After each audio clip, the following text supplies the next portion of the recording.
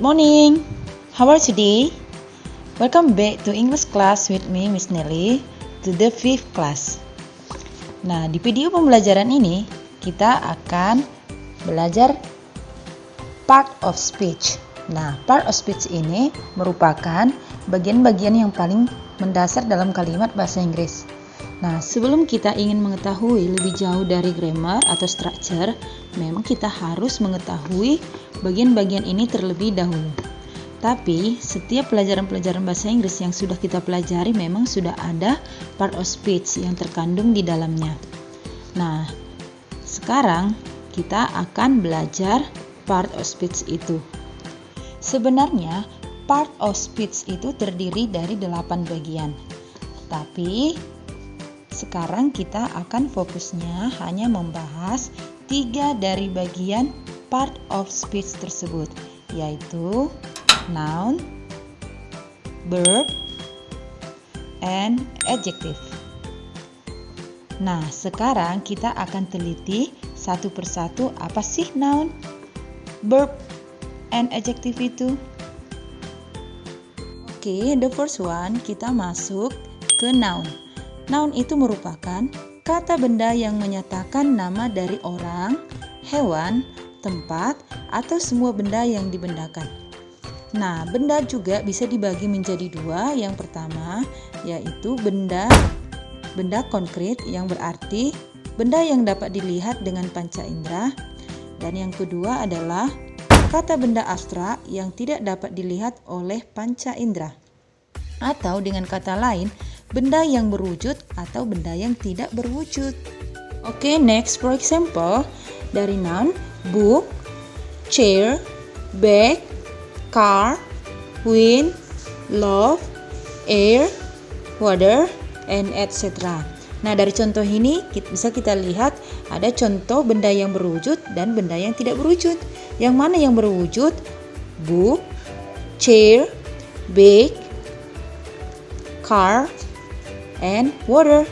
Nah, yang tidak berwujud ada wind, love, and air. Oke, next kita buat contoh in the sentence. Kita buat the book is on the table. Nah, coba kita lihat noun-nya. Ada book and table. Nah, buku itu berada di atas meja. Oke, the next example. Lala sits on the chair. Coba kita lihat noun-nya. Ada noun-nya Lala dengan chair. Nah, contoh berikutnya, the bird flies in the air.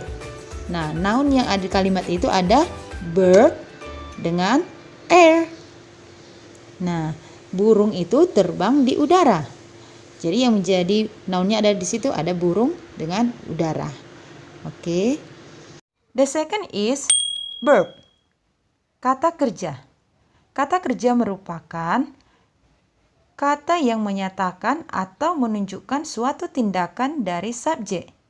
Jadi, subjek itu adalah yang mengerjakan sesuatu.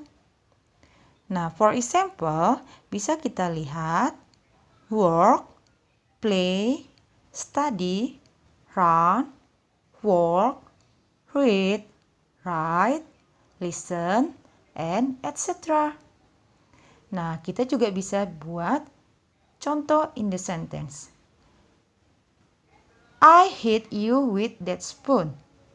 Nah, coba kita lihat yang menjadi verb di situ adalah hit, memukul. Oke, next. Do not touch. Nah, coba lihat kalimatnya. Di situ yang menjadi verbnya adalah touch, menyentuh. Jangan sentuh. Oke, the third sentence kita buat I play football in the yard. Nah, di situ bisa kita lihat yang menjadi verbnya adalah play, bermain. Jadi, yang melakukannya adalah subjek. Oke.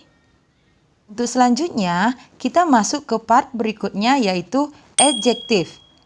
Kata sifat.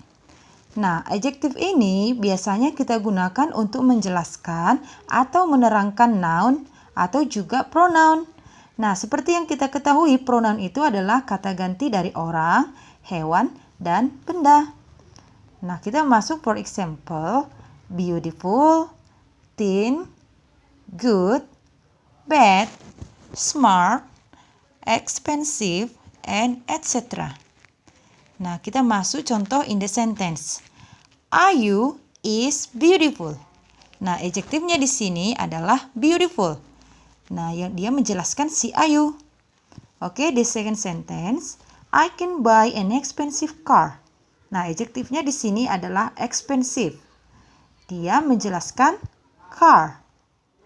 Oke, the third sentence.